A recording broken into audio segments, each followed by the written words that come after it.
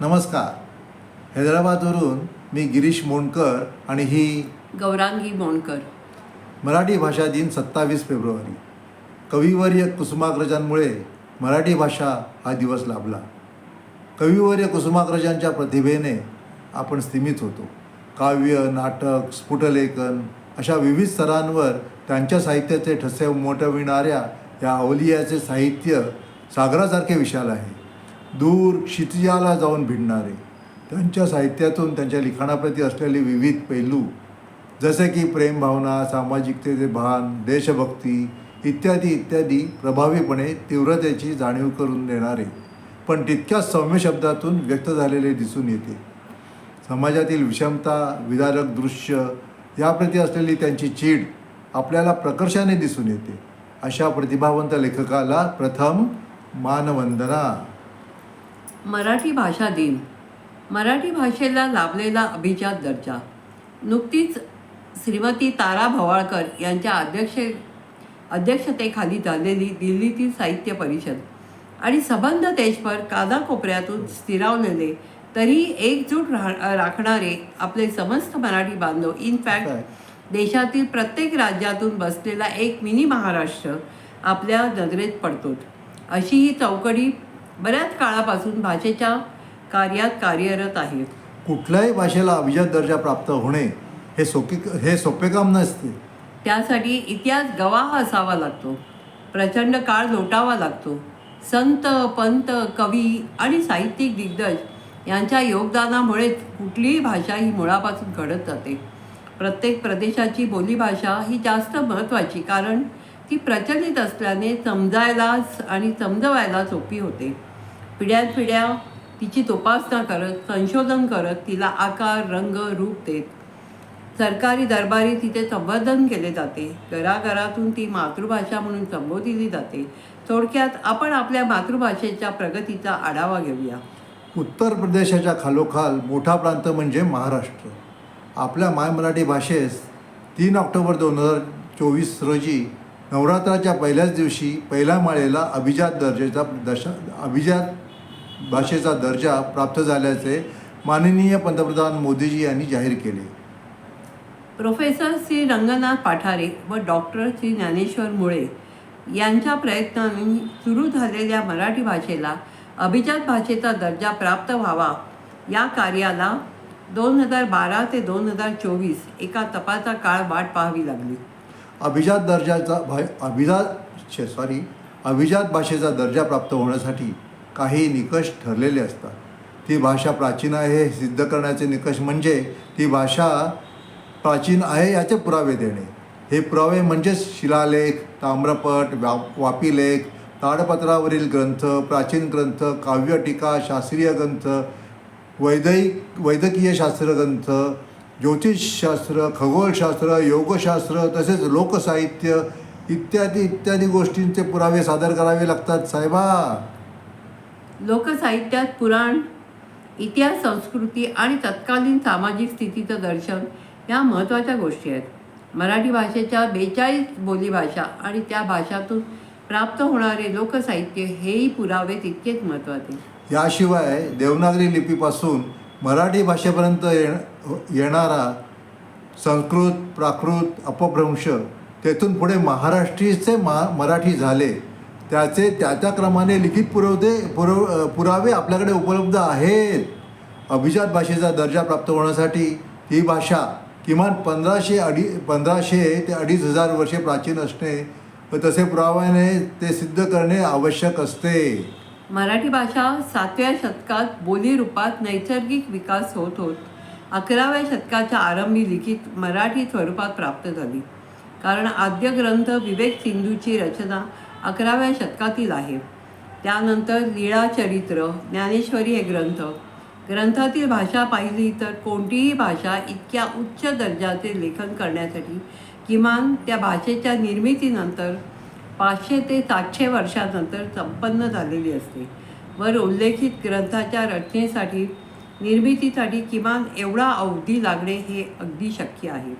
या पाठोपाठ आपली भगवद्गीता आणि दासबोध या ग्रंथांनाही मराठी भाषिक पूजनीय मानतात. मराठीच्या अन्य बोलीभाषाप्रमाणे नंदुरबार, धुळे या खानदेशी भागांमध्ये अहिराणी भाषा आजही सर्वत्र बोलली जाते. कोकण आणि गोव्यातील कोकणी भाषा हे मराठीचेच स्वरूप आहे. विदर्भामध्ये तर वराडी, तर तेलंगणाच्या सीमेवरती म्हणजे आदिलाबाद, म्हैसा किंवा जरा त्याच्या अलीकडे निजामाबाद या ठिकाणी मराठी भाषेचे वेगळे रूप पाहायला मिळतं. नांदेड, परभणी, हिंगोली या भागात वेगळे मराठवाडी भाषेचं रूप मिळते. मराठी दक्षिणेकडे तंजावर प्रांतातील तंजावरी मराठी, तुळू भाषा ही मराठीचीच बहीण आहे. तंजावरी मराठी भाषेत भरपूर साहित्य निर्मिती झालेली आहे. कोल्हापुरी, सातारी मराठी भाषा ही आपलं वेगळेपण घेऊन आहे. जेव्हा मराठी भाषेच्या प्राचीनत्वाचा शोध घेतला जातो तेव्हा मराठीच्या या बोलीभाषांचा सुद्धा विचार महत्त्वाचा ठरतो, कारण लोकसाहित्यात या भाषांचे सुंदर दर्शन घडते. महाराष्ट्र हा प्रांत आकाराने भरपूर मोठा आहे. मराठी भाषा ही महाराष्ट्राव्यतिरिक्त दीव, दमण, दादरा, नगर हवेली येथे अधिकृत भाषा आहे, तर गोवा येथे दुसरी अधिकृत भाषा आहे.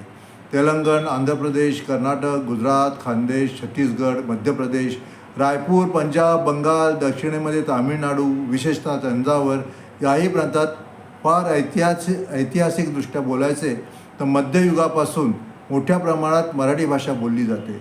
याचं महत्त्वाचं कारण म्हणजे छत्रपती श्री शिवाजी महाराजांनी हिंदू पदपादशाहीची स्थापना केल्यानंतर मराठी हिंदू राष्ट्राच्या विस्ताराबरोबर पराक्रमाबरोबर दूरवरच्या प्रांतांमध्ये मराठी भाषा पोहोचवली आणि तेथील स्थानिक भाषांच्या संगमातून विशिष्ट प्रकारची मराठी भाषा त्या ठिकाणी प्रचलित झाली असावी.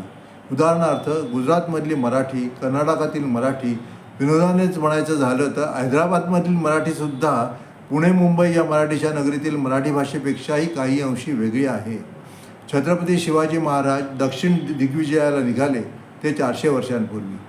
शिवाजी महाराजांबरोबर जी मंडळी गोवळकोंड्याला आली ती इथे स्थायिक झाली. त्यांच्याबरोबर मराठी भाषा हैदराबाद म्हणजे तेलंगण प्रांतात आली आहे.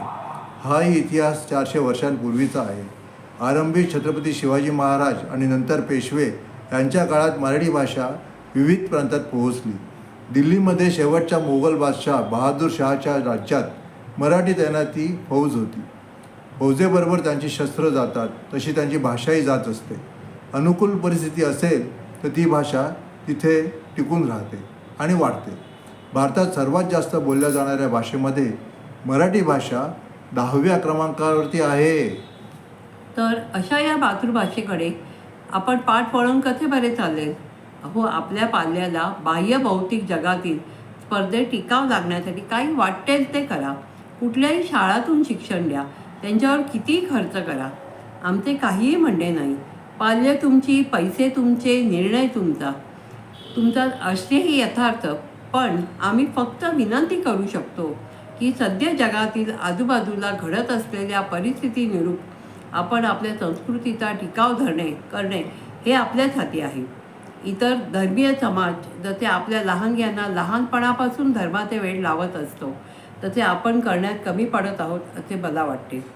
आपण हम दो हमारे दो यावरून हमारा एक वर स्थगित झाले आणि समाजात स्टॅच्यू बनून वावरू लागलो. बाहेर इतर लोकसंख्या वाढीस लागली असताना आपल्या देशाला धोका आहे याकडे समजावूनही उमगून न येण्याइतका आपला धीर चेपला गेल्याचे दिसून येत आहे. आपला बाब्या किंवा बेबी देशाच्या बाहेर आहे आणि आपण अनाथाश्रमात राहूनही त्यांचे गोडवे गात आपण फिरत असतो. या विदारक सत्याला सामोरे जायलाही आपण कचरत नाही.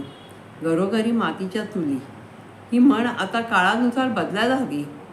जीवनाचे राहणीमान बदलले, कारण खिशात 4 पैसे खुळखुळायला लागले. रुपयाचं अवमूल्यन होताना आपण रोजच पाहत आहोत. हजारावरून लाखोत कमवायची सिद्धता प्राप्त झाली आहे, पण त्यासाठी घराकडे दुर्लक्ष करत मानेवर जू ठेवून अहोरात्र राब राबणे, आणि तेही इतर देशांच्या भल्यासाठी. आणि आपल्या आरोग्याचा विचार न करता याचा विचारही करायला फुरसत नाही. टॅक्सेशनसाठी हिशोब दरवर्षी केला जातो आणि सरकारी गंगाजळी पाट्या टाकतो, पण आपल्या हाती उरलेल्या पैशाचा जमा खर्च आणि त्यासाठी कुटुंबाला कसे आणि कितपत कसाला लावले याची जाण आहे का आपल्याला? आपलं मूल किंवा मुले मोठी होताना आपण त्यांच्या आणि आपल्या कुटुंबियांच्या आनंदाचा हिस्सेदार होतो का नाही ना आठवत. हीच तर गंमत आहे आपल्यात. आपण चालत आलेल्या रूढीनुसार आपले सणवार, राष्ट्रीय दिवस, आपले घरगुती दिवस बरंच काही साजर करत असतो, पण ते फक्त त्या दिवसापुरताच मर्यादा राखीत. पूर्वी सणावाराआधी एक आठवडा आणि नंतर एक आठवडा ते आपण एकत्र कुटुंब पद्धतीत साजरे करत होतो. काळानुसार ती पद्धती विभक्त होत गेली आणि पण तरीही सणावाराला एकत्र यायची पद्धत अजूनही चालूच होती. आता फॅसिलिटीज वाढल्या, वेळ कमी झाला, आपलेच काम पाहायला वेळ अपुरा पडू लागला, काळाची गती वाढल्यागत वाटू लागली, दिवस येतो कसा आणि जातो कसा हेच कळेनासे झाले. तर एकत्र येऊन सणवार कसे साजरे करणार हो? आता तर रजाही नसतात, त्यामुळे पैसा फेको आणि तमाशा देखो ही वृत्ती बळावली. सणावारी विकतचे आयते घरात येऊ लागले. घरातून तेला तुपाचे, साखरेच्या पाकाचे वासच गायब झाले. त्या जागी आता खुशबुदार सेंटचे सुवास दरवळू लागले. हायफाय बोलीभाषा सहजगत्या घरातून वावरू लागली. मुलांना सणावारांची माहिती द्यायला हे आपण आपले सण असे साजरे का करतो, यामागील सायन्स काय आहे, अध्यात्म काय आहे, राजकीय संदर्भ काय आहे किंवा प्रादेशिक भौगोलिक कारणं काय असू शकतात, हे आपल्यालाच माहीत नसेल तर आपण त्याबद्दल मुलांना काय ज्ञान देणार हो? मग ते मुले बाहेर विकिपीडिया नाहीतर गुगल बुवाचा आधार घेत माहिती काढतात आणि पालकांनाच प्रश्न विचारून भांबावून सोडतात. पालक निरुत्तर होत, निशब्द होत, वेळ ढकलून बाहेर जायचे आमिष दाखवून तो क्षण टाळतात. मग आड्यातच नाही तर पोहऱ्यात कुठून येणार हो, सांगा बरं? हा खटाटोप एवढ्याचसाठी की आपल्या पूर्वजांनी तर आपल्याला प्राप्त असलेल्या 24 तासाला तेवढ्या उलाढाली केल्या. मोठाली कुटुंबे सावरली तर तेवढ्याच 24 तासाच्या वेळेत आपल्या नाकाला फेस का यावा बरे, याचा विचार प्रत्येकाने जरूर करावा. आपल्या पिढीच्या हयातीत आपल्या मायबोली मातृभाषेला मिळालेला अभिजात दर्जा हा केवळ दिखावा न राहता त्यासाठी सरकारने संशोधनाची अनेक दालने उघडून दिली आहेत. तिथेही आपले पाय वळवावेत आणि त्या पायवाटेचा दर्जा प्राप्त करून द्यावा. म्हणजे निदान आपल्या आयुष्याचे तरी कल्याण झाल्याचे समाधान आपल्याला लाभेल. महाराष्ट्रभूमी ही संत भूमी, अंगी स्फुरण आणि चैतन्य जागवणाऱ्या वीरांची भूमी, रक्ताची आणि रक्ताबाहेरच्या नात्यात गुंफलेल्या सद्विचारांची सत्सद्विवेक बुद्धी लाभलेली भूमी होती, आहे आणि ती राहीलही याची खात्री आहे. पण त्यासाठी प्रत्येकाचे योगदानही असलेच पाहिजे. आपणही समाजाचे देणे लागतो हे आपण मनी रुजविले पाहिजे. जेव्हा जेव्हा धर्म धोक्यात आला तेव्हा अवतारी वीर पुरुष स्त्रिया या भूतलावर अवतरून रक्षण करते झाले. तुकारामाची गाथाही तरली, संतावरली संकटांचे हरणही होत राहिले. पण त्यासाठी ते सर्व प्रयत्नशील राहिल्यामुळेच ते घडून आले. सर्वस्व पणाला लावून मग ते जप असो अथवा रणभूमी असो, कोणत्याही ह्याच्यामध्ये कार्यमग्न राहिले. असेल हरी तर देल खाटल्यावरी हे आता शक्य होणे नाही हो. आपल्या मातृभाषेला आणि मातृभूमीला प्राधान्य देत, अभिमान बाळगून, गर्वाने छाती फुलवत आपण जपले पाहिजे. इतर देश जर त्यांच्या भाषेशिवाय इतर भाषा बोलणे सोडा, शिकायचाही प्रयत्न करत नाहीत, तर आपण इंग्रजीचा तोरा का म्हणून मिरवायचा? इंग्रजी भाषेचा कार्यालयीन कामापुरता करा की वापर, पण आपण जेव्हा एकत्र भेटतो तेव्हा तरी किमान आपल्या मातृभाषेतून संवाद साधा. केल्याने होत आहे रे, आधी केलेची पाहिजे. मराठी भाषा गौरव दिनाच्या निमित्ताने हे लिखाण झाले. मनातील विचार बाहेर आले, आनंद झाला. अवघे धरू सुपंथ. धन्यवाद.